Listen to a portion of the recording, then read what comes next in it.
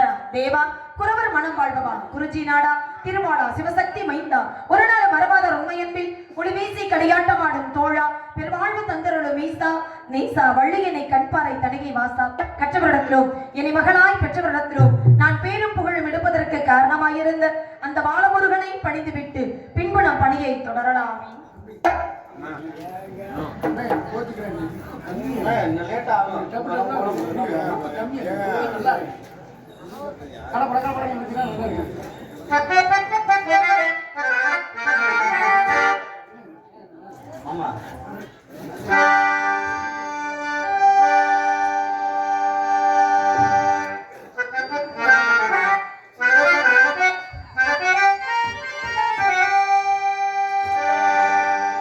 அழகான பழனி மலை ஆண்டவா உன்னை அனுதினமும் பாட வந்தேன் வேலவா.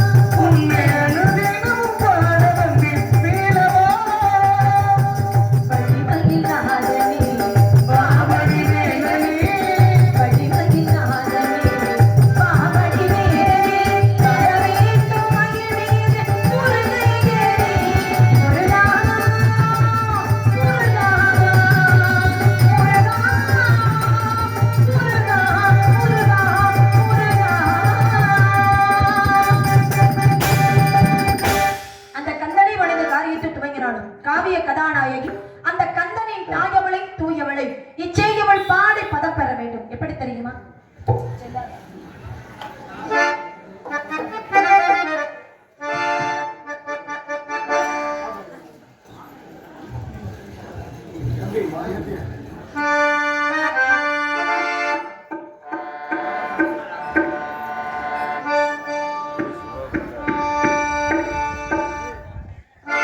செல்லாத்தா செல்ல மாறியாத்தா எங்கள் சிந்தையில் வந்து அருகில் நாடி வில்லாத்தா செல்லாத்தா செல்ல மாரியாத்தா சிந்தையில் வந்து அடியில் ஆடி நில்லாத்தா கண்ணாத்தா உனை காணாத்தா கண்ணாத்தா உங்களை காணாத்தா இந்த ஜென்மம் எடுத்து இந்த பையனுக்கு சொல்லி நீயாத்தா இந்த பெருமையை இந்த உலகத்துக்கு எடுத்து பாடாத்தா இந்த ஜென்மம் எடுத்து இந்த பையனுக்கு சொல்லி நீயாத்தா கண்ணாத்தா செல்ல மாரியாத்தா எங்கள் சிந்தையில் வந்து அருகில் நாடி வில்லாத்தா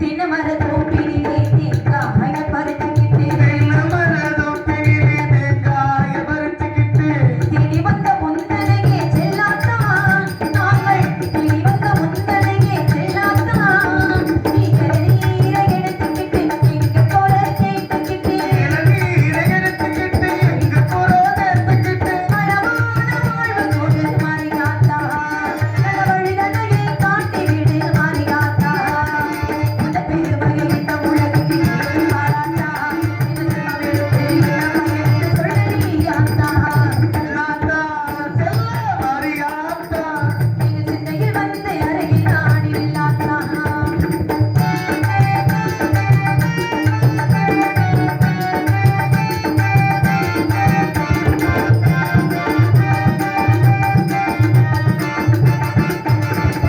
பசும்பால கறந்துக்கிட்டே கறந்த பாலை எடுத்துக்கிட்டே பாலை கலந்துக்கிட்டு கறந்த பாலை எடுத்துக்கிட்டு முற்றிலே மூச்ச வந்தோம் மாரியாத்தா நாங்கள் பக்தியிட மூச்ச வந்தோம் மாரியாத்தா நீ காப்பாக மாறி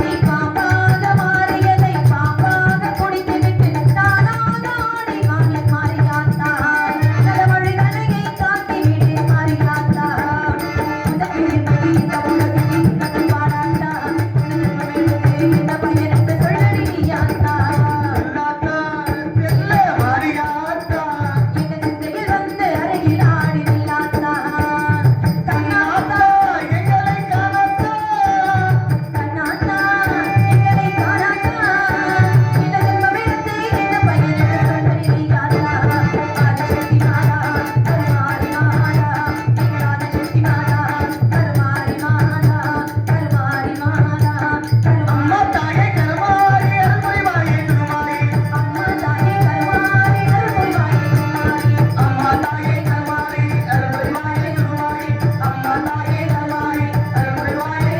திருமாரி குறிஞ்சி முல்லை மருதம் நெய்தல் பாலை என்ற 5 வகையான நிலங்களிலே இடரெல்லாம் குறிஞ்சியிடம். இந்த குறிஞ்சி நிலத்தை ஆண்டு வந்து கொண்டிருக்கிற நம்பி தலைவன் என்னுடைய தந்தை நாகின் பேர் நங்கை மோகினி. எனது தந்தைக்கு 7 ஆண் குழந்தைகள் இருந்த போதிலும் ஒரு பெண் குழந்தை சின்னதா மனசுக்குள்ள ஒரு ஏக்கம். இருக்கத்தான் செய்யும். ஆமா, இது எல்லார் வீட்லயுமே இருக்கக்கூடிய ஒரு ஏக்கம் தானே. ஒரு வீட்டுல வரிசையா பொம்பளை பிள்ளையாவே பிறந்துகிட்டே இருந்தான். அந்த வீட்டுல ஒரு ஏக்கம், ஒரு எதிர்பார்ப்பு இருக்கும்ல. ஒரு ஆண் குழந்தை இருந்தா பரவாயில்ல, ஒரு ஆம்பளை பிள்ளை நல்லா இருக்குமேப்பா அப்படின்னு தோணும். அதுவே ஆம்பளை பிள்ளையாவே பிறந்துகிட்டே இருந்தா ஒரு பொம்பளை குழந்தை நல்லா இருக்குமே அப்படின்னு தோணும். ஏன்னா இது உலக இயல்பான விஷயம். அது மாதிரிதான் பிறந்தது 7 ஆண் குழந்தைகளா பிறந்த காரணத்தினால ஒரு பெண் குழந்தையை ஏக்கப்பட்ட எங்க அப்பா முருகப்பெருமானை வணங்க முருகப்பெருமானுடைய அருளால பள்ளிக்கொடைகளுக்கு இடையில் கடந்து எடுத்து வளர்த்து இதனால் வரைக்கும் எந்த குறையும் இல்லாம எங்க அப்பா என்னைய வளர்த்துக்கிட்டு வர்றாரு. எந்த குறையும் இல்லாம வளர்த்த எங்க அப்பாவுக்கு நான் ஏதாவது ஒரு குறையை வைக்கலாமானே? வைக்க கூடாது. இந்த பூலோகத்துல எத்தனையோ குழந்தைகள் தாய் தந்தை இருந்தும் கூட அனாதையா இருக்கிறாங்க. அப்படி இருக்கிற பட்சத்துல அனாதையாக இருந்த இடம் எடுத்து வளர்த்து இந்த அளவுக்கு பெரியலாக்கி இருக்காங்கன்னா அவங்களுக்கு எந்த குறையுமே வைக்க கூடாது. எந்த குறையும் வைக்க கூடாது அப்படிங்கிற ஒரு எண்ணத்தினாலதான் இன்னைக்கு மிகப்பெரிய பொறுப்பு எங்க அப்பா என்கிட்ட ஒப்படைச்சிருக்காரு. காவலுக்கு போகணும் அப்படிங்கிற பொறுப்பு. நான் மட்டும் தான் காவலுக்கு போறேன்னா கூட சேர்ந்து வேற யார் வர்றாங்களா அப்படிங்கிறலாம் தெரியல. அந்த ஆட்களை சந்திச்சாதான் யார் என் கூட வராங்க வரல அப்படிங்கிற விஷயத்த நான் தெரிஞ்சுக்க முடியும். அதுக்கு முன்னாடி காவலுக்கு போகணும். காவலுக்குலாம் போறதுக்கு முன்னாடி தெய்வத்தை வணங்கிட்டு போகணும். ஏன்னா தெய்வத்துடைய வழிபாடு இல்லாம எந்த ஒரு காரியமுமே நடக்காது இல்லையா? ஏன்னா ஒரு தெய்வத்துக்கே ஒரு காரியத்தை ஆரம்பிக்கிறதுக்கு முன்னாடி தெய்வத்துடைய வழிபாடு ரொம்ப முக்கியம். முக்கியம். ரொம்ப விஷயம். ஆமா, ஏன்னா பிரம்மா என்ன பண்றாரு, முதல்ல படைப்பு தொழில தொடங்கிட்டார். படைப்பு தொழில தொடங்கி இந்த மாதிரி உயிரினங்கள் எல்லாத்தையும் படைக்கிறார். இந்த உயிரினங்கள் எல்லாம் என்னாச்சு தெரியுமா, பேயா மாறி அவரையே துரத்த ஆரம்பிச்சிருச்சு. என்னடா அது நம்ம படைத்த உயிரினங்களே இப்படி பேயா மாறி நம்மளையே துரத்த ஆரம்பிச்சிருச்சு, என்ன காரணமா இருக்கும் அப்படின்னு தனக்கு படைப்பு தொழில் கொடுத்த சிவபெருமானிடமே போய் கேட்கிறார். ஐயா, படைத்த உயிரினங்களை அப்படி பேயா மாதிரி என்னையவே துரத்துதே, என்ன காரணம் அப்படின்னு கேட்கிறார். இப்ப நான் உங்ககிட்ட கேட்கிறேன், உங்ககிட்ட இல்ல பொதுவா கேட்கறீங்க, ரொம்ப ஒரு மாதிரி அமைதியாவே இருக்கீங்க, என்ன காரணம்னு தெரியல, கலகலப்பு இல்லாம இருக்கு, என்னன்னு தெரியலையே வந்ததுல இருந்து. ஆமா, அதுல ஒரு விஷயம் இருக்கு. அன்னை பிரபு சொன்ன மாதிரி இந்த கலகலப்பா இருக்கிற இடத்துல கூட நம்ம எப்படி வேணாலும் தொழில் பண்ணி தப்பிச்சிடலாம், அது பிரச்சனையே கிடையாது. ஏன்னா அவங்க கலகலப்பா இருக்கிறது நம்ம என்ன பண்றோம் அப்படிங்கறத கவனிக்க மாட்டாங்க.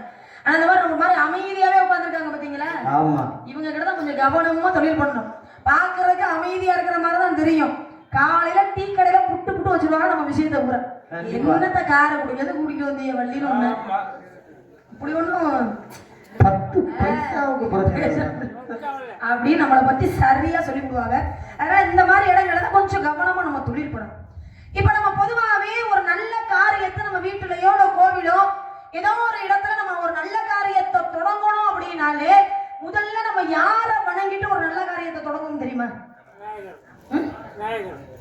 சொல்லிட்டாரு விநாயகர் பெருமான். விநாயகர் பெருமானுக்கு பல பேர் உண்டு, பல நாமங்கள் உண்டு இல்லையா? விநாயகர் பெருமானுக்கு கணேசன், கணபதி, சித்தி விநாயகர், புத்தி விநாயகர், வல்லப விநாயகர் அப்படின்னு நம்ம பல பேர் சொல்றோம். ஆனா விநாயகர் பெருமானுக்கு முதலாக வந்த பேர் என்னன்னு தெரியுமா? முதல்ல வந்த பேர் பல பேர் உண்டு விநாயகர் பெருமானுக்கு. ஆனா விநாயகர் பெருமானுக்கு முதலாக வந்த பேர் என்ன அப்படின்னா பிள்ளையார் அப்படிங்கிற பேர் தான் முதலாக வந்த பேர். ஏன் அப்படின்னா நஞ்சினா, ஏன் பிள்ளையாருங்கிற பேர் முதலாக அவருக்கு வந்தது அப்படின்னா ஆதிபராசக்தி, ஆதியிலே தோன்றியவள் ஆதிபராசக்தி. இந்த உலகத்திலே முதலாக தோன்றியவளே ஒரு பெண் தான் ஆதிபராசக்தி. தோன்றியவள் தனக்கு ஒரு துணை வேணும்னு ஒரு ஆண் துணையை உருவாக்குறாங்க. ஆண் துணை வந்த ஆண் துணை என்ன செய்யறதுதான் அம்மா அப்படிங்கிற அழைத்து கொண்டு வந்ததா. அம்மான்னு சொன்னவளை போய் தனக்கு துணையை ஏத்துக்க முடியுமா? சரி, அம்மான்னு சொல்லிட்ட, இன்றையிலிருந்து நீ எனக்கு பிள்ளையா இரு அப்படின்னு சொன்ன காரணத்தினாலதான் விநாயகர் பெருமானுக்கு முதலாக வந்த பெயர் பிள்ளையார் அப்படிங்கிற பேர் தான் முதலாக வந்த பெயர். அதனாலதான் விநாயகர் பெருமானுடைய 6 படை வீட்டிலே முதல் படை வீடு பிள்ளையார்பட்டி. அதனாலதான் முதல் படை வீடு, ஏன்னா பிள்ளையார்ன்ற பேர் முதல் வந்தனாலதான் பிள்ளையார்பட்டியே முதல் படை வீடா விநாயகர் பெருமானுக்கு வச்சாங்க. அப்ப அவரை தானே நம்ம எல்லாருமே வணங்கிட்டு எந்த ஒரு காரியமா இருந்தாலும் தொடங்குவோம். ஆனா பிரம்மா என்ன பண்ணிட்டாரு, விநாயகர் பெருமானை வணங்காமலே படைப்பு தொழில தொடங்கிட்டார். அதனாலதான் படைத்த உயிரினங்கள் எல்லாமே பேயா மாறி அவரையே துரத்தக்கூடிய நிலை வந்ததா.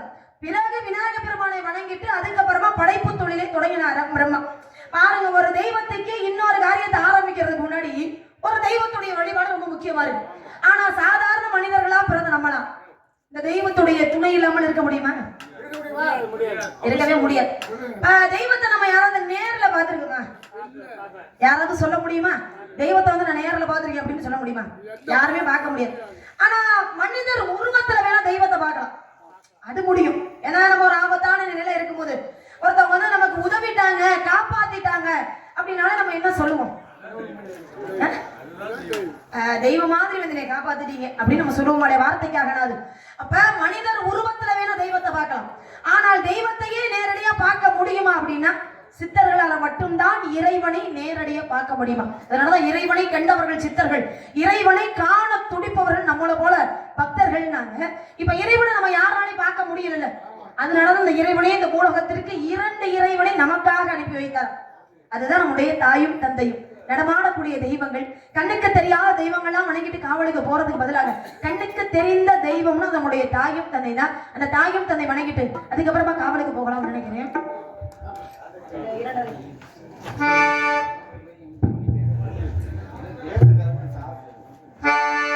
தாயில் சிறந்த கோவிலும் இல்லை,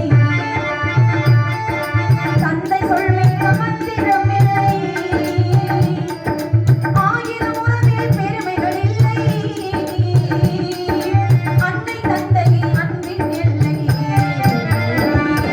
தாயில் சிறந்த கோவிலும் இல்லை, தந்தை சொல்மிக்க மந்திரம் இல்லை.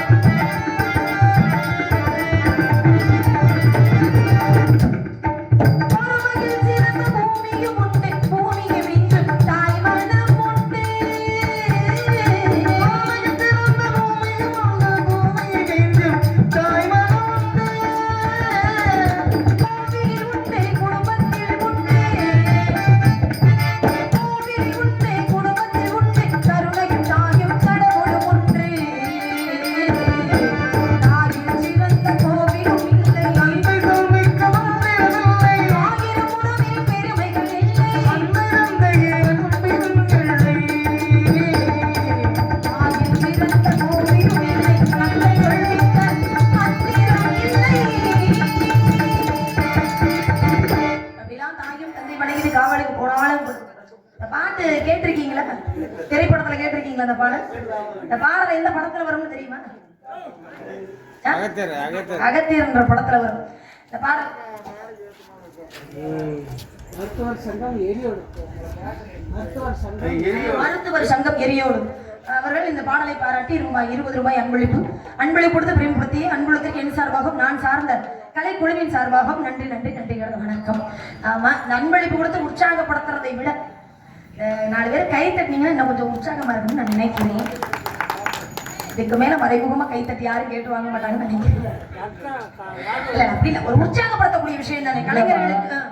அப்படி இல்ல, அப்ப உள்ளவங்களாம் இன்னொன்னு அப்ப உள்ளவங்களாம் பெரிய மனுஷன்லாம் கோயிலை கட்டினா குளத்தை கட்டினாங்க. நம்ம அதெல்லாம் கட்ட முடியாது, கையாவது கட்டிக்கிட்டு இருப்போம்னு இருக்கேன். இந்த பாடலுடைய காட்சி அகத்தியர் என்ற படத்துல வரும். உலகத்தை சமநிலைப்படுத்தணும் அப்படிங்கிறதுக்காக அகத்திய பெருமான் வரும் பொழுது ஒரு சின்ன பையன் இந்த பாடலை வந்து தாயும் தந்தையும் பெருமைப்படுத்தி பாடுற மாதிரி இந்த காட்சியை அமைச்சிருப்பாங்க இந்த படத்துல. பாட்டு அகத்தியர் படத்துல வருது. பாட்டை எழுதுனது யாரும் தெரியுமா? ஒன்னே யார் எழுதுனது தெரியுமாங்கய்யா? யாரு பாட்டு எழுதுனா அதெல்லாம் பூவை செங்குட்டுவன். இந்த பாடல் எழுதியது பூவை செங்குட்டுவன். டி.கே. கலாமா இந்த பாடலை பாடியிருப்பாங்க ரொம்ப அழகா. இந்த பாடலுடைய முதல் வரையே தாயில் சிறந்ததொரு கோவிலும் இல்லை அப்படின்னு அமைச்சிருக்காங்க. ஏன் தாயில் சிறந்ததொரு கோவிலும் இல்லைன்னு வச்சாங்க தெரியுமா? நம்ம எத்தனையோ கோவில்களுக்கு போறோம், எத்தனையோ தெய்வங்களை நம்ம வணங்குறோம் இல்லையா? பொதுவாகவே ஒரு கோவிலுக்கு போறோம் அப்படின்னா கோவிலுக்கு போய் சாமி கிட்ட நம்ம என்னெல்லாம் வேண்டிக்குவோம்? என்ன வேண்டிக்குவோம்? யாருமே கோயிலுக்கு போனதே கிடையாது. போயிருக்கீங்கல்ல, நிறைய வேண்டிக்கிறோம் இல்லையா? நமக்கு என்னெல்லாம் தேவையோ எல்லாத்தையும் வேண்டிக்குவோம். யாருக்கு? உனக்கா? யாரு எனக்கு சொல்றியா உனக்கு சொல்றியா? பொதுவாகவே இறைவன்கிட்ட போய் சாமி கிட்ட போய் நம்ம இதை கொடு அதை கொடு அப்படின்னு நம்ம போய் எல்லாருமே வேண்டிக்குவோம். ஆனா இறைவன் கிட்ட போய் நம்ம இதெல்லாம் எதுவுமே கேட்கவே கூடாது. முதல்ல இறைவனுக்கு போய் நம்ம எல்லாரும் என்ன பண்ணணும்? நன்றி சொல்லணும்.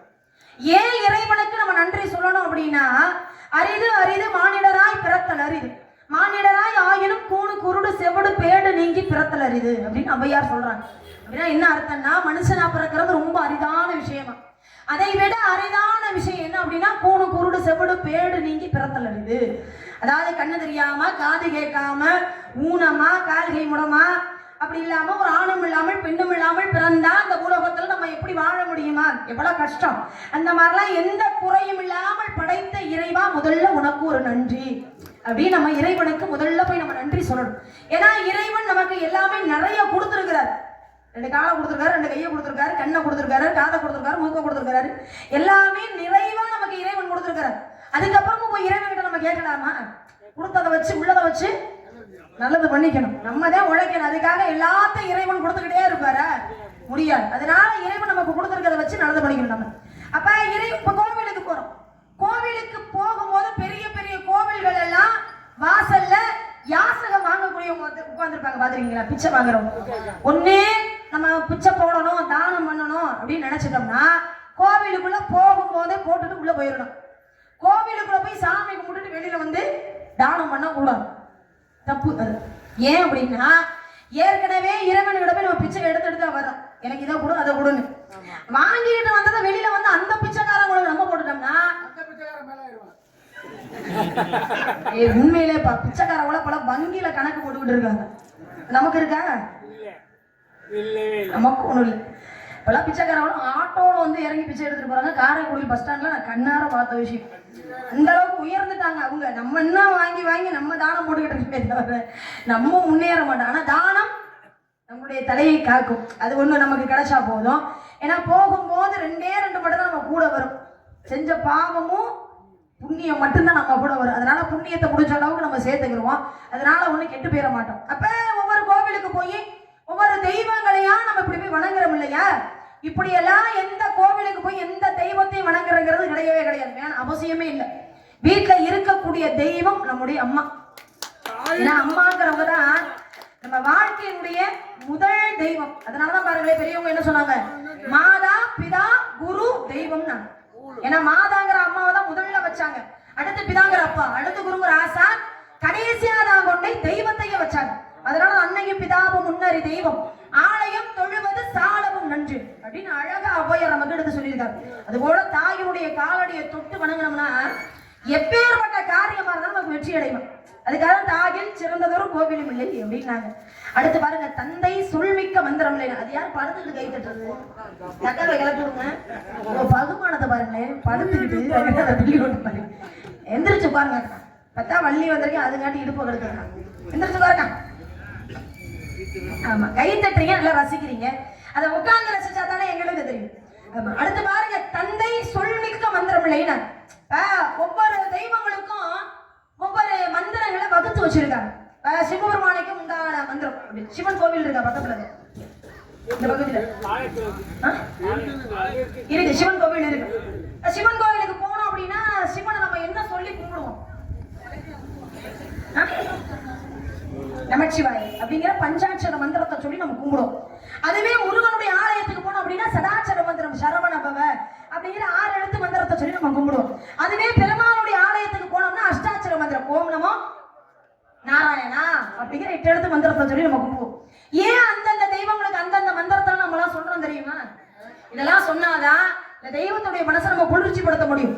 தெய்வத்துடைய மனசை நம்ம எந்த அளவுக்கு குளிர்ச்சிப்படுத்தி சாந்தப்படுத்துறோமோ தெய்வம் நமக்கு ஏதாவது ஒரு பலனை கொடுக்குமே அப்படிங்கிற ஒரு எதிர்பார்ப்பு. இந்த மந்திரத்தெல்லாம் இப்படி போய் சொல்லணுங்கிற அவசியமே இல்லையா. அப்பா சொல்ற வார்த்தைகளை கேட்டாலே போதுமா. இந்த மந்திரத்தெல்லாம் சொன்ன படம் நம்மளை வந்து சேருமா. நீங்க எல்லாரும் கை தட்டுறீங்க, ஆனா இப்பெல்லாம் யார் அப்பா பேச்ச கேட்டு நடக்கிறது? ஒருத்தரும் அப்பா பேச்செல்லாம் கேட்கறதே கிடையாது. இந்த அம்மா கூட தருதலைங்களா என்ன வேணா சொல்றீங்க, அப்பெல்லாம் இருக்கவே கூடாது. ஏன்னா ஒரு தாயினுடைய பாசத்தை தாரத்துக்கிட்ட நம்ம வாங்கிடலாம். தாயினுடைய பாசத்தை தாரத்துக்கிட்ட வாங்கிடலாம். தாய்க்கு பின் தாரம்னாங்க, தாரத்துக்கிட்ட வாங்கிடலாம். ஆனா அப்பாவோட பாசத்தை வேற யாரு கிடையாது வாங்க முடியுமா? அப்பாவுக்கு நிகர் அப்பா மட்டும்தான். இந்த இடத்த வேற யாருனாலையும் பூர்த்தி பண்ணவே முடியாது.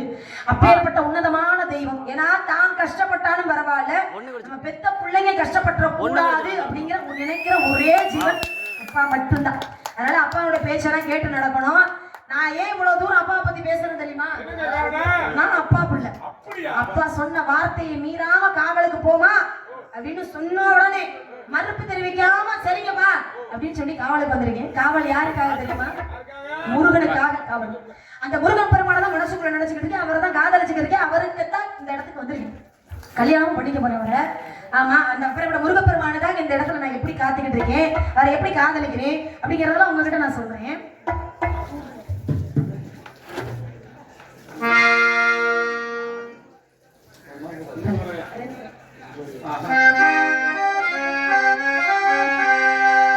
புதுவலையரைச்சு தொண்டையில தான் நினைச்சு மாமி கூட பேச போறேன் மணிக்கணக்கா.